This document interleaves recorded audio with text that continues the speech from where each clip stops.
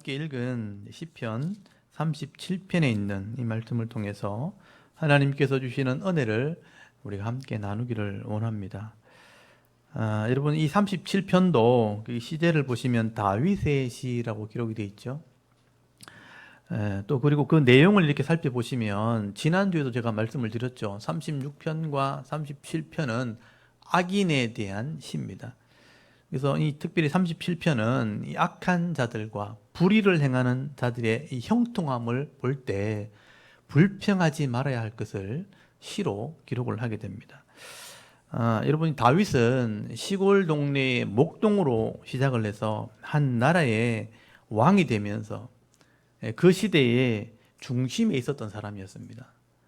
그러다 보니 아직 준비되지 않았던 왕과 이 혼란스러운 그 사회 속에서 많은 악한 사람들을 만나게 됩니다. 또 많은 기회주의자들을 만나게 되는데요.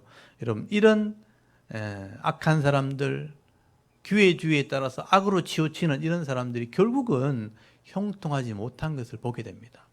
하나님의 심판을 받게 되는 것을 보게 되는 거죠. 그래서 다윗은 인생 전체를 살펴보면서 이 잘 나가는 악인보다는 차라리 가난한 의인이 결국은 복을 받게 된다는 것을 깨닫게 되어집니다. 그래서 오늘 시편 37편을 보시면 한 번밖에 없는 인생을 살아가면서 우리가 악인이 되기보다는 의인의 삶을 살아야 될 것을 교훈을 하게 되고 시로 기록을 하게 되는 겁니다. 그래서 여러분 1절 말씀을 한번 보십시오. 1절에 보시면요, 악을 행하는 자들 때문에 불평하지 말며 불의를 행하는 자들을 시기하지 말지어다 하면서 시작을 하게 됩니다. 여기 제가 이제 말씀을 나눌 때마다 이런 볼펜을, 빨간 볼펜을 좀 준비하셔서 표시를 좀 많이 해주시면 좋겠어요. 우리 들을 때는 기억이 나는데 혼자 볼 때는 이게 잘 기억이 안 납니다. 근데 표시를 해두시면 기억이 날 거예요. 여기 악을 행하는 자들, 그리고 불의를 행하는 자들, 이렇게 표시를 좀 해주시고요. 이 악을 행하는 자들, 불의를 행하는 자들이 어떤 사람인지를 분명히 우리가 알고 있어야 됩니다. 그러니까 하나님의 법을 어기는 사람들이에요. 이게 악을 행한다는 말은 히브리어로 라, 나쁘다 또는 악하다라는 말에서 나온 건데, 이게 원래 원어적 의미는 뭐냐면요, 다른 사람에게 상처를 입힌다는 거예요. 악을 행한다는 거 원래 그 원어적 의미가 사람에게 상처를 입힌다 또는 깨트린다, 박살낸다, 이런 의미가 있어요. 그러니까 다른 사람의 것을 박살낸다, 깨트린다는 이런 악을 말하는 거예요. 사람을 상하게 하는 거고, 불법을 행하는 자를 뭐냐면요, 법 자체를 어기는 사람, 부정한 사람, 불의한 사람. 그럼 우리 다윗이 말하는 이런 악한 사람들은요, 하나님의 법을 무시하는 사람들이에요. 세상적으로 말하면 어떤 기준의 법을 넘어서는, 상식을 깨트리는 사람, 사람들을 존중해 주지 않는 거예요. 상식의 법도 깨트리고 하나님의 법도 무시해버리면서 결국 사람들에게 상처를 입히는 이런 사람들을 악한 사람이라고 다윗이 규정을 하고 있는 것입니다. 그런데 여러분, 어느 시대든 간에 사람이 모인 곳에는요, 이런 악한 사람들이 결국은 악하니까 가지게 되는 겁니다. 빼앗게 되고 상처를 입히면서 이제 내가 가지게 되니까 힘을 가지게 되고 권력을 가지게 되는 거죠. 그래서 이런 사람들이 겉으로 볼 때는 좀 힘을 가지고 있으니까 잘 나가는 것처럼 보인다는 거죠. 그러나 여러분, 다윗은요, 이런 악한 자들이 겉모습만 볼 때 그것만 보고 불효하지 말라는, 불평하지 말라는 것입니다. 왜냐하면 이런 악한 자들의 형통함이라는 것은요, 절대로 오래 가지 않는다는 거예요. 우리가 잠깐만 보면 모르는데요, 인생을 보고 역사를 보게 되면요, 이게 보여요. 이래 불의한 방법으로 악을 행하는 사람이 가진 권력은 절대로 오래 가지 않습니다. 그래서 금방 끝이 나는 거죠. 제가 이걸 영적으로 좀 해석을 하게 되면요, 이것이 그냥 되어지는 것이 아니고 어떻게 보면 이게 마귀, 영적인 존재, 사탄의 전략 중에 하나예요. 어떻게 보면 사람을 망하게 할까? 마귀가요, 하나님 위치에 올라가다가 타락했기 때문에 사람들이 복을 받는 것을 싫어하는 거예요. 그래서 사람들이 복을 누리는 것을 빼앗기 위해서 유혹을 하게 되는데, 뭘로 유혹하냐면요, 힘으로 유혹을, 권력으로 유혹하고 물질로 유혹을 하게 되는 것입니다. 그래서 이 마귀는 결국은 종말이 오면 자기가 망한다는 알거든요. 종말이 올 때까지 어떻게든지 이 사람들을 유혹할까, 이제 물질을 가지고 권력을 가지고 유혹을 하게 됩니다. 그래서 이 사탄도 자기 일꾼을 딱 물색을 해요. 그 시대 가운데 제일 똑똑한 사람, 머리가 좋은 사람, 그리고 성격이 굉장히 완고한 사람, 강한 사람, 강직한 사람, 이런 사람들을 물색을 합니다. 일단 똑똑해야 되는 거죠. 똑똑해서 욕심을 가지게 만들어서 자기가 최고의 위치에 서게 만드는 유혹을 하게 되는 것입니다. 그래서 그런 사람들을 일꾼으로 물색을 해서 그 사람 한 사람에게만 모든 권력과 부를 그냥 줘버리는 거예요. 그럼 이 사람이요, 악을 행하면서 그 부와 권력을 가지면서 타락을 하게 되는 것입니다. 이런 사람들이 부와 권력을 가지고 모든 것을 다 하는, 즐기는 사람처럼 보이게 만들어 놓고 많은 사람들에게 이 일을 보고 따라가도록 만들어 버리는 거예요. 그러니까 한 사람에게만 이런 부와 권력을 주는데, 과거에는요, 이게 왕이었습니다. 왕. 제국의 왕들이었습니다. 제국의 왕들이요, 모든 권력을 다 가지면 왕이 곧 법인 거예요. 하고 싶은 거 다 할 수 있는 거죠. 그래서 왕에게만 이런 권력을 주고 포악을 행하게 하고 악을 행하게 하고 그것을 다 따라하게 만드는 거죠. 근데 그 따라가는 그 사람은요, 그걸 누리지 못합니다. 결국은 그 악을 따라가다가 망하게 만들어버리는 것이죠. 그래서 이 사탄의 전략 중에 하나가 권력을 가지고 악을 행하면서 누리도록 만드는, 몇 사람만에게 그런 기회를 주고 많은 사람들 그것으로 유혹을 해서 악하게 만드는 것입니다. 그래서 다른 사람들은 그 부를 누리고 따라가면서 부정을 행하지만 결국 못 누리고 그거 죄 때문에 망하는 거예요. 이게 사탄의 전략 중에 하나입니다. 그래서 이 사탄의 유혹을 따라서 성실함도 버려버리고 공의와 또 정의도 다 버려버리고 부정과 불법을 따라가다가는 결국은 죄와 고통으로 망하는 인생이 되는 겁니다. 그래서 권력층은 악을 행함으로 망하고 그걸 따라가는 부정한 자들은요, 함께 고통 속에 망하는, 그게 인생입니다. 그래서 오래전부터, 과거에서부터 현자들은 그걸 아는 거예요. 똑똑한 사람들 그거 알아요. 제발 그런 불의를 따라가지 말아라. 인생 중에 선함을 따라가야 된다는 그런 교훈들을 계속 남깁니다. 그래서 어둠에 거하지 말고 빛에 거하라. 까마귀 노는 곳에 백로에 가지 마라. 이런 여러 가지 말로 교훈을 하는 거예요. 그런 불의를 따라가서는 안 된다는 얘기를 하게 되는 거예요. 이게 영적인 교훈이 있는 겁니다. 그래서 제가 이렇게 여러 가지 책들을 보는 중에 그런 사탄의 전략을 가장 쉬운 책으로 써놓은 게 있어요. 그게 동화거든요. 어린아이들이 보는 동화, 어른들이 깨닫는 동화인데, 제가 톨스토이가 썼던 바보 이맛이라는 책이 있습니다. 들어보셨죠? 이 러시아의 대문호입니다. 글을 잘 쓰는 그런 하나님 재능을 줘가지고 이런 교훈을 남기게 만들었는데, 어린아이들이 읽는 동화책으로 그걸 만든 거예요. 그게 원래 톨스토이가 이런 글을 굉장히 많이 썼습니다. 제가 어릴 때 이런 것들을 좀 읽으면서 교훈을 많이 받았는데요. 바보 이반이라는 책을 보면 그게 사탄의 전략을 동화로 만든 거예요. 제가 그림을 하나 띄워놨죠. 이 사람이 톨스토이라는 사람인데, 이 사람이 참 이렇게 은혜가 있는 사람이고, 이분이요, 성경 전체를 다 통달한 사람입니다. 이미 성경을 해석해가지고 자기 성경을 따로 쓴 사람이에요. 그 성경에 능통한 사람이거든요. 그러니까 하나님의 뜻을 알게 되었고 사탄의 전략을 알게 됐어요.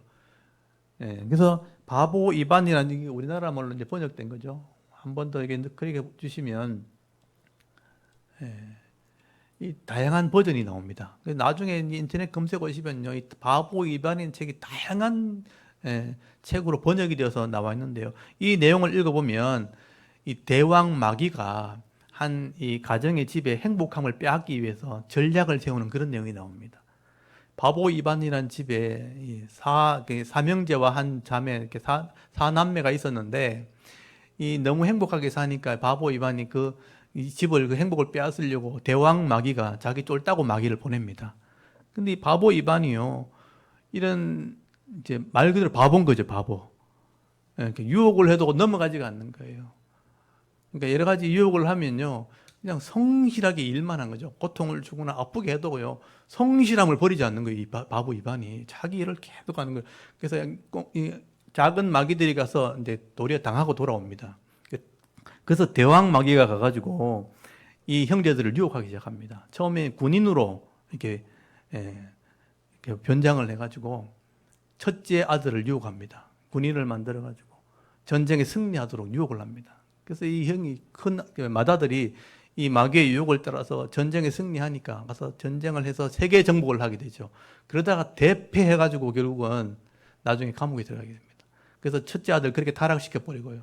둘째 아들은 물질로 유혹을 하게 됩니다. 장사꾼으로 분장을 해가지고 가가지고 물질의 유혹을 합니다. 금화를 벌게 만들고 세상에 돈을 다 모으게 만들어 놓고 허영심을 줘가지고 온갖 걸 다 사들이다가 나중에는 빚쟁이가 돼버립니다.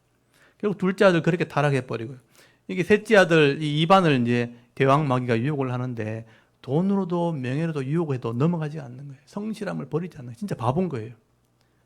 그러니까 넘어가지 않게 되니까 나중에 이 바보 이반이요. 나라의 공주의 병이 들었다는 걸 알고 병을 고쳐주게 되어서 사위가 됩니다.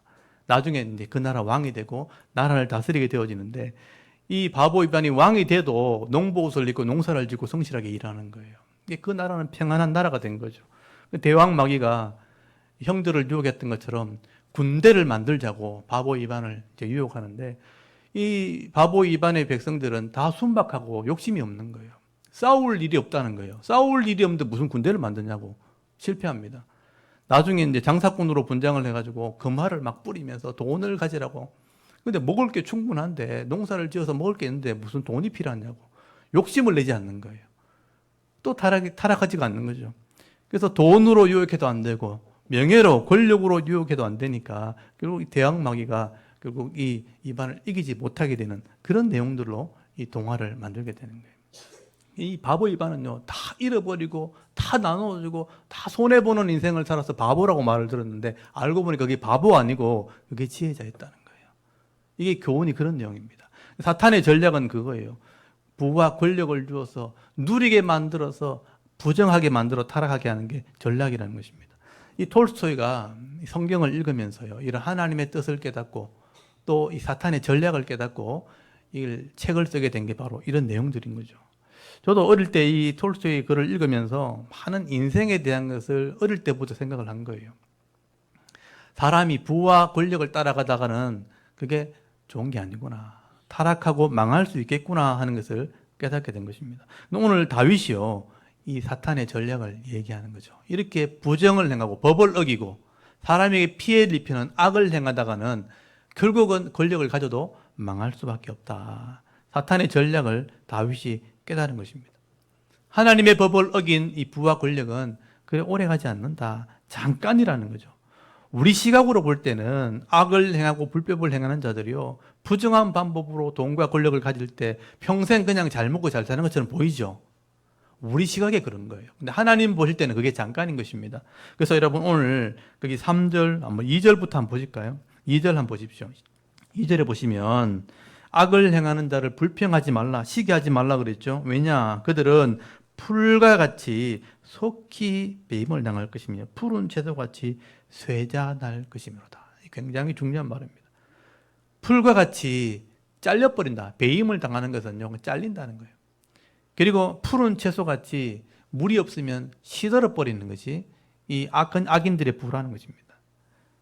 이거는 그냥 그렇게 여기자는 게 아니고 실제 역사 속에 그대로 이루어진다는 거죠. 풀과 같이 땡캉 잘려버리면 끝나는 겁니다. 그래서 농사를 지어본 사람은 아는 거죠. 풀이 자라면 바로 잘립니다. 또 이 채소는 금방 시들 수밖에 없다는 것을 아는 거죠. 여러분 100년밖에 살지 못하는 인간의 눈이 볼 때 우리가 부를 누린 것이 굉장히 있는 것처럼 다인 것처럼 보일지 모르지만 하나님께서 보실 때는요, 아무것도 아닌 거예요.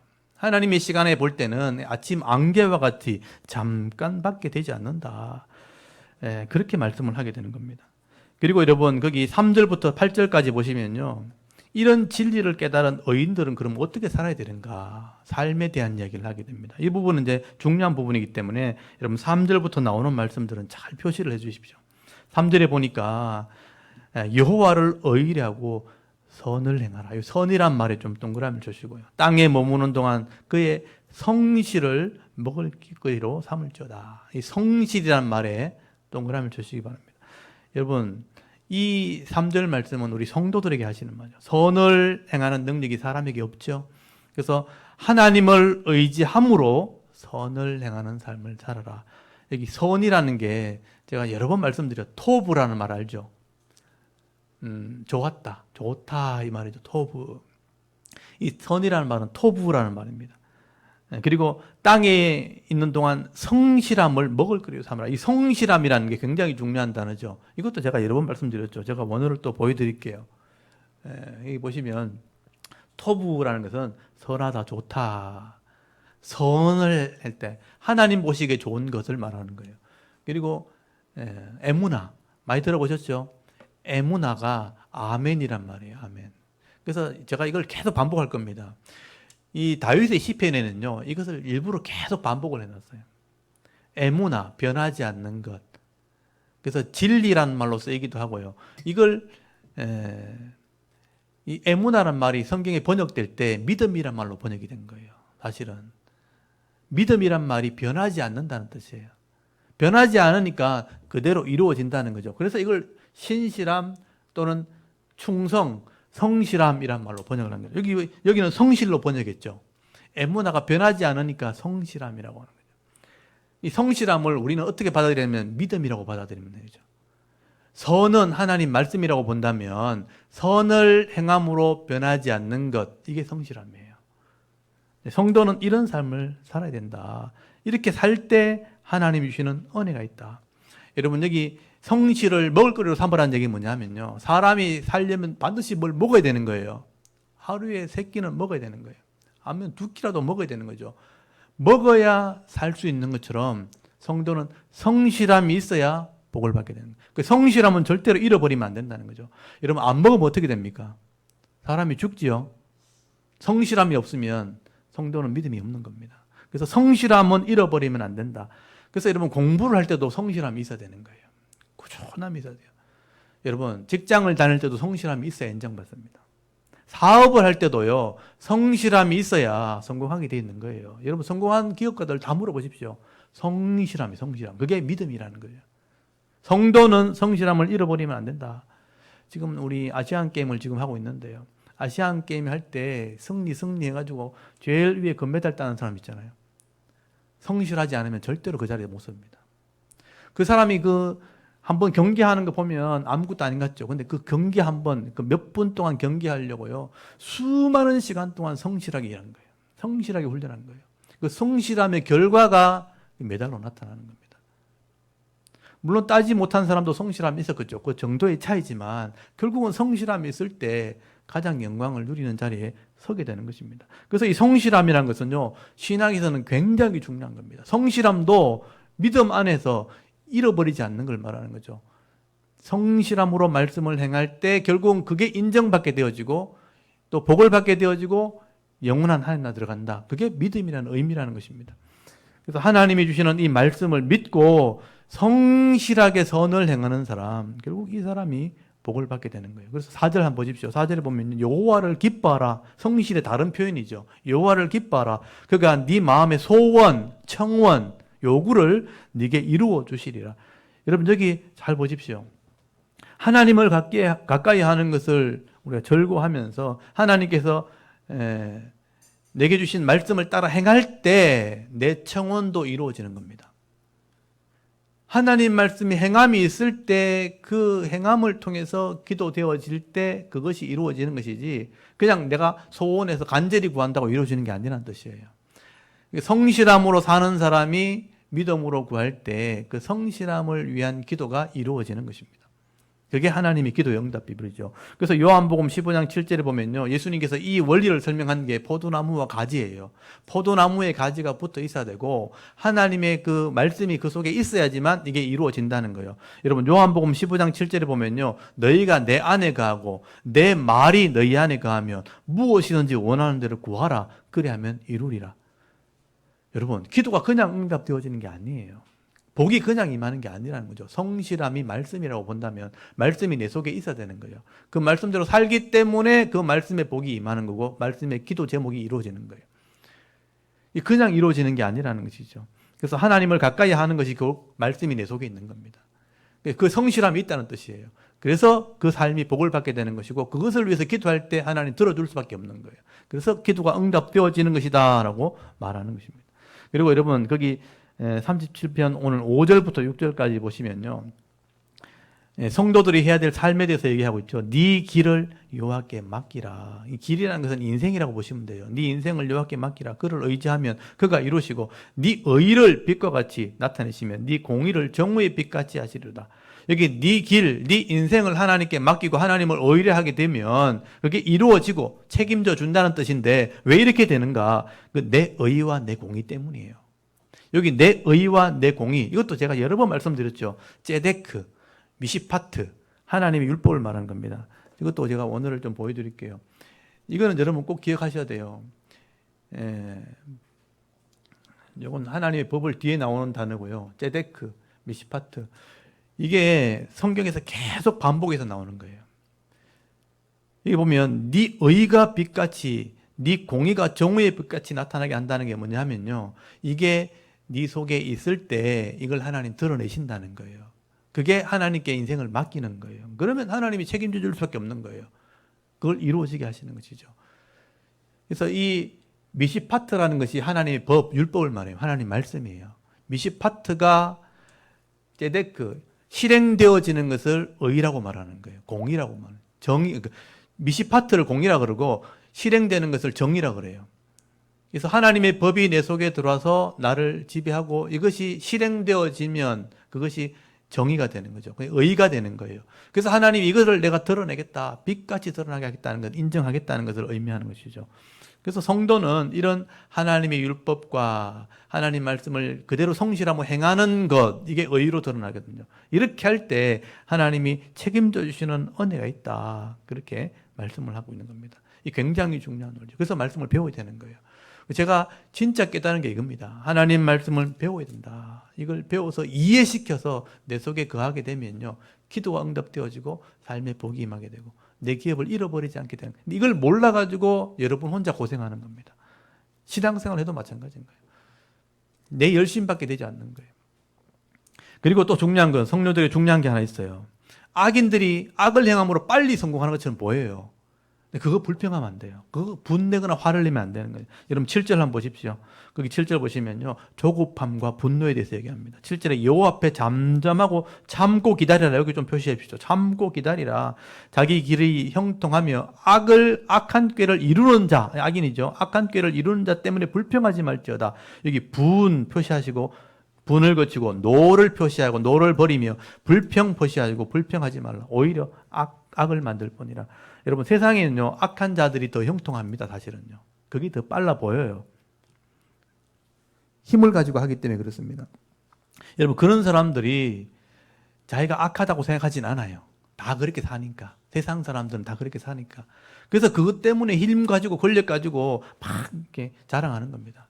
내가 이런 힘 있다, 이런 능력 있다, 그렇게 자랑하는 거죠. 그런데 성도들이 그걸 보면서 분을 내거나 노를 바라거나 불평하면 안 된다는 거죠. 그럼 도리어 더 악이 일어날 뿐입니다. 도리어 악이 될 뿐이라, 내가 그걸 좀 바로 잡아야지, 이 잘못된 건데 하면서 똑같이 악을 행하고 분노를 행하고 막 불평하다 보면요, 내가 도리어 악을 행하게 되는 일이 벌어지는 거예요. 그때 오늘 말씀 있는 것처럼 어떻게 되는가? 의를 행함으로 나는 잠잠히 기다리는 게 필요해요. 왜냐하면 기다린다는 게 뭐냐면 하나님께 맡긴다는 의미예요. 하나님이 공의롭게 판단하신다. 하나님께서 판단하시도록 기다리는 것, 이게 믿음이라는 거예요. 여러분 하나님을 믿으니까 기다리는 거예요. 하나님은 안 믿으면 세상을 내가 마음대로 하고 싶죠. 잘못된 거 바로 잡아 싶죠. 근데 내가 할 수 있는 게 아니에요. 하나님은 악인대로 심판하는 때가 있는 거예요. 이 쉽지 않은 겁니다. 내 눈앞에 악인 있고 내가 이렇게 바로잡고 싶은데 하나님께 맡기는 거, 그게 믿음입니다. 쉽지 않지만 그렇게 해야 되는 거죠. 그래서 인생 전체를 볼 때 우리 역사를 살펴보면요, 우리가 의를 행함으로 참고 기다리는 사람들이 결국은 인정을 받게 되어 있습니다. 여러분 9절 한번 보십시오. 진실로 악을 행하는 자들은 끊어질 것이나 여호와를 소망하는 자들은 땅을 차지하리로다. 여러분 10절에도요. 잠시 후, 요 표시해 주십시오. 잠시 후 악인이 없어지리니 네가 그곳을 자세히 살필지라도 없으리로다. 그러나 온유한 자들은, 겸손한 자들은 땅을 차지하며 풍성한 화평을 즐거워하리도. 여기 풍성한 화평도 좀 표시해 주십시오. 풍성한 화평을 결국 누리게 되는 것이다. 여러분 잠시 후에 우리가 악인을 찾아도 없게 된다는 것, 하나님이 심판하신다는 거죠. 결국 온유한 사람이 뭐냐 하면요, 겸손한 자를 말하는 거예요. 기다리는 자를 말하는 거예요. 인내하는 사람을 말하죠. 결국은 이런 사람들이 땅을 논다는 건 뭐냐면 기업, 내 기업을 잃어버리지 않게 되고 풍성한 화평과 즐거움을 누리게 된다라고 말씀을 하게 되는 것입니다. 이런 게 화평과 즐거움은 참고 인내하는 사람들이 누리게 되는 것입니다. 이게 믿음을 얘기하는 거예요. 하나님을 믿고 하나님께 맡기며 기다리는 사람들, 결국 이 화평을 누리게 되는 것입니다. 그래서 여러분, 이 믿음 있는 사람들은요, 사실 세상을 볼 때 별로 걱정하지 않습니다. 왜냐하면 하나님을 믿으니까. 제가 좀 그런 마음을 좀 가지려고 애를 씁니다. 지금 세상을 보면 얼마나 불평할 게 많아요. 마음대로 막 악을 행하는 사람도 있잖아요. 내가 확 뒤집어 엎고 싶고 그런 마음 들죠.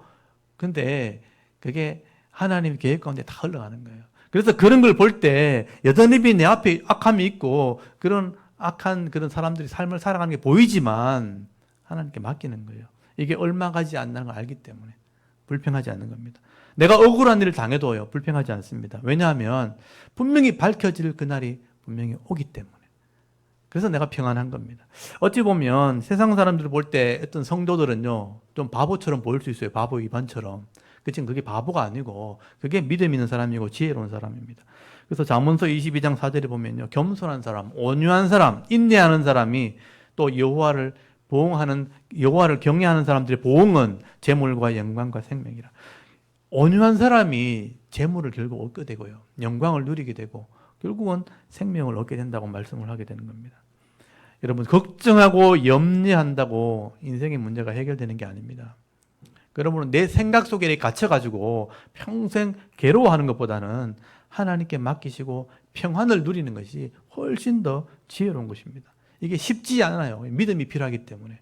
그렇죠? 믿음을 가지고 이 말씀을 따라 순종할 때 여러분, 성경이 말하는 이 풍성한 화평의 복을 받아 누리는 그런 성도들이 다 되실 수 있길 바랍니다.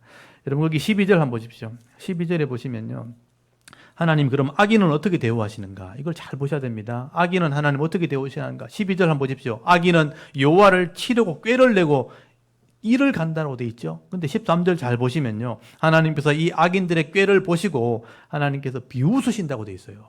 하나님 다 알고 계신다는 거예요.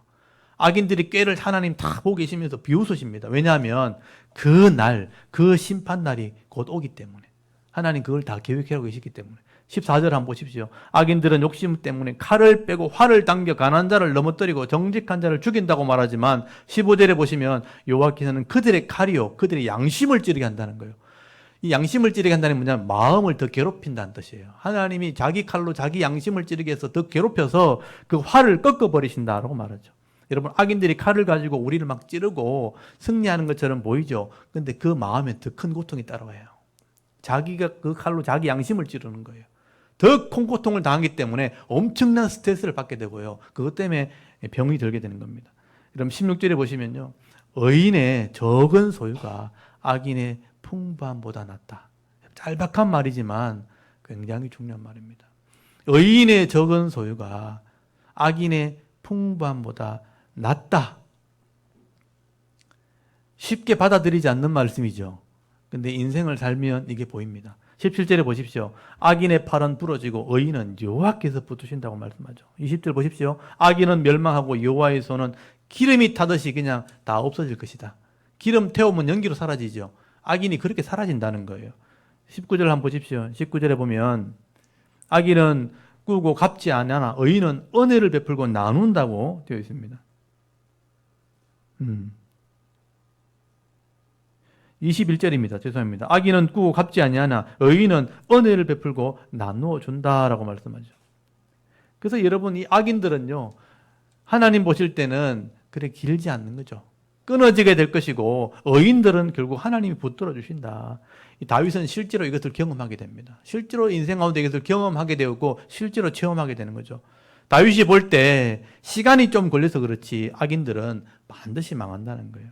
그래서 23절 한번 보십시오. 23절에 보시면요, 결국 의인이 이깁니다. 여호와께서 사람의 걸음을 정하시고 그의 길을 기뻐하시나니 그는 넘어지나 아주 엎드리지 않으면 여호와께서 그의 손으로 붙드심이로다. 하나님이 손이 그를 붙들고 있어요. 여러분, 의인들이 넘어지는 것 같아요. 사실은요, 저도 많이 넘어졌습니다. 넘어지는 것 같은데 결국은 다시 일어나게 된다는 거죠. 하나님께서 엎드러지지 않게 우리를 붙들고 있다는 것입니다. 우리가 넘어지는 것 같지만 여호와의 손이 나를 붙들고 있다. 그리고 25절 한번 보십시오. 다윗이 깨달은 것은요, 이 의인의 받을 복에 대해서 또 설명을 하게 됩니다. 내가 어려서부터 늙기까지 의인이 버림당하거나 그의 자손이 걸식함을 보지 못했다. 이 말을 보면 다윗이 이게 나이가 들어서 기록했다는 걸 알 수 있어요. 나이가 들어서 보니까 그렇다는 거예요. 어릴 때부터 내가 계속 봐왔는데 자기도 그렇게 살았고, 의인이 버림당하거나 그 자손까지도 걸식함을 얻어먹는 것을 내가 본 적이 없다. 다윗이 그런 고백을 하게 되죠.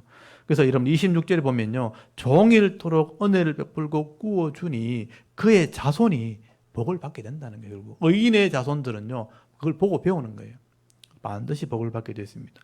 그리고 29절 한번 보십시오. 의인들은 땅을 차지하고 거기서 영원히 살게 된다.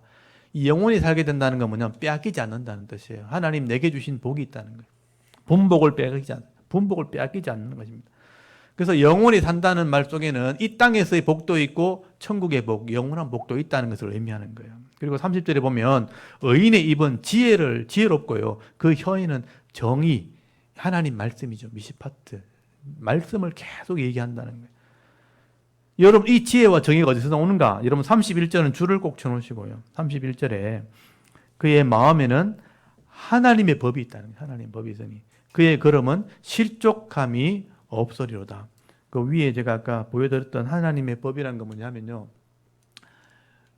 위에 보면 나옵니다.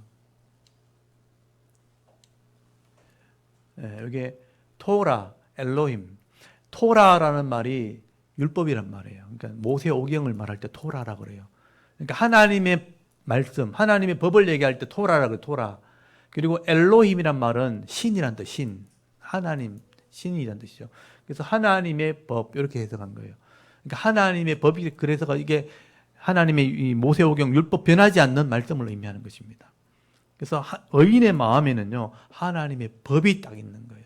그러니까 이 사람은 절대로 실족하지 않는다. 하나님의 법이, 말씀이 가득 차 있으니까 이 말씀대로 살아가는 삶을 살아갈 때 절대로 죄를 짓지 않습니다. 왜냐하면 하나님 법이 내 속에 있으니까. 죄의 유혹이 들어올 때 하나님 법이 그것을 구별해내죠. 그래서 하나님 법대로 살고 죄의 길을 가지 않게 되니까 실족하지 않게 되는 것이다. 그리고 34절을 한번 보십시오. 여호와를 바라고 그의 도를 지키라. 그리하면 네가 땅을 차지하게 하실 것이라. 악인이 끊어질 때 네가 똑똑히 보게 된다. 땅을 차지한다는 것은 기업을 잃어버리지 않아요. 근데 악인은요, 잘 되는 것 같았는데 망하는 것을 눈으로 보게 된다는 거예요. 승리하게 된다는 것이죠. 의인의 삶은 하나님의 말씀을 따라 사는 삶이기 때문에 이 악인들의 망하는 것도 눈으로 보게 되는 겁니다. 하나님께서 우리를 붙들고 계시기 때문에. 그래서 여러분, 악한 사람들은요, 부정한 방법으로 악을 내서 잠깐 동안 잘 되는 거예요.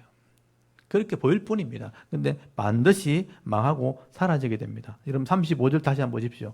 내가 악인의 큰 세력을 본즉 그 본래 땅에 서 있는 나무 잎이 무성함 같으나 내가 지나갈 때 그는 없어졌다는 거예요.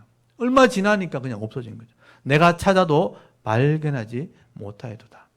저도 짧은 인생을 살았지만 여러분, 정치인들 중에 또는 권력을 가진 사람 중에 악을 행하다 사라진 사람들을 많이 봤습니다. 제 인생 중에도 제가 옆에 있는 가까이 있는 사람들 중에서도 악을 행하다가 사라지는 사람들 많이 봤습니다. 이거 보면 땅에 서 있는 무성한 나무같이 보였는데 지나갈 때 보니까 없어요. 찾아도 발견하지 못했다. 하나님이 심판하시는 것입니다. 여러분, 다윗을 쫓아다니는, 이 의로운 다윗을 쫓아다니는 사울의 집안은 어떻게 된 줄 아십니까? 다윗의 인생 중에 망했어요. 사울도 자살했고요. 그 집안에 있는 사람들은요, 다 죽임을 당하고 나중에 찾아보니까 남자가 아무도 없는 거예요. 전쟁에서 다 죽어버렸어요. 그 집안이 망한 겁니다. 그 왕의 집안이었고 엄청난 재물을 가진 집안이었는데 나중에 다윗의 인생 말년에 가보니까 그 집에 남자도 아무도 없어. 그냥 망한 거예요. 다윗을 따라다니는 반역하는 군인들, 군대를 끌고 다니는 사람들이었어요. 나중에 찾아보니까 아무도 없어. 흔적도 없이 사라집니다. 다 심판을 받게 됩니다.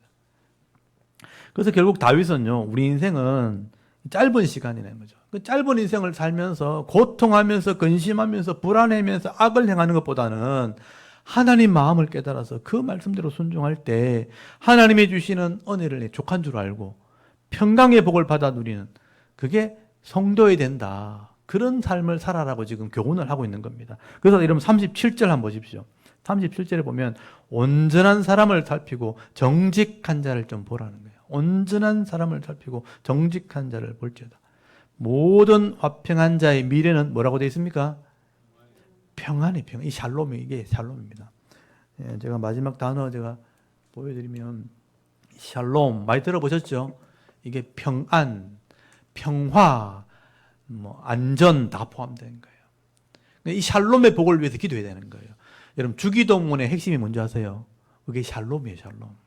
악한 자에게 따라가지 말고 악을 행하지 말고 하나님 나라의 복을 받게 해달라고. 나라가 임하게 해달라는 게 뭐냐면요. 이 샬롬에 가게 해달라. 그래서 주기도문을 매일 기도하는 그 가정과 그 개인의 마음에 샬롬이 임하게 되는 겁니다. 화평, 평안, 안전함이 임하게 되는 거죠. 그래서 온전한 사람을 좀 살피고 정직한 자를 봐라. 모든 화평한 자의 미래는 평안이라. 여러분 하나님 말씀대로 온전하고 정직한 삶을 살아갈 때 결국은 이 험한 세상이라고 하는 곳에서도 안전함을 누리게 되는 거죠. 그게 진정한 평안, 화평입니다. 이 복을 누리며 살아간다는 거죠. 여러분 이 다윗이요, 이 수많은 인생의 죽을 고비를 넘긴 사람이에요. 험악한 인생을 살았던 사람입니다. 그래서 악한 사람도 많이 봤고 기회주의들도 많이 봤어요. 그 사람들 때문에 엄청난 고난을 당했어요. 그런데 하나님을 의지하고 말씀을 따라 순종할 때 자기는 평안을 누렸다는 거예요. 시편 23편 읽어보면 아시잖아요. 여호와가 나의 목자시니 내게 부족함이 없었다. 사망의 엄침한 골짜기를 다닐 때 해를 두려워하지 않았다는 거예요. 주의 지팡이와 막대기가 나를 지켜줬다는 거예요. 그래서 여호와의 인자심과 선하심이 나를 따라다니는 인생이 되었다. 그게 샬롬이에요. 샬롬. 평안의 삶을 누렸다. 이 복을 받게 될 때 나눠주고 섬기는 자의 삶을 살 수 있었다는 거죠. 그리고 주의 복을 잃어버리지 않았다는 거죠. 그래서 다윗이 이 교훈을 성도들에게 오늘 기록을 하게 되는 것입니다. 저는 시편 37편 31절, 이게 오늘 가장 우리들에게 주시는 핵심의 말씀이라고 봅니다. 시편 37편 31절 한번 보십시오. 제가 줄을 쳐라고 해놓은 부분 있죠. 한번 읽어볼까요? 시작. 그의 마음에는 하나님의 법이 있으니 그의 걸음은 실족함이 없으리로다. 여러분의 삶이 되어야 되는 거예요. 하나님의 법, 엘로힘 토라 엘로힘이 내 속에 있으면 그 말씀대로 살게 돼 있는 겁니다.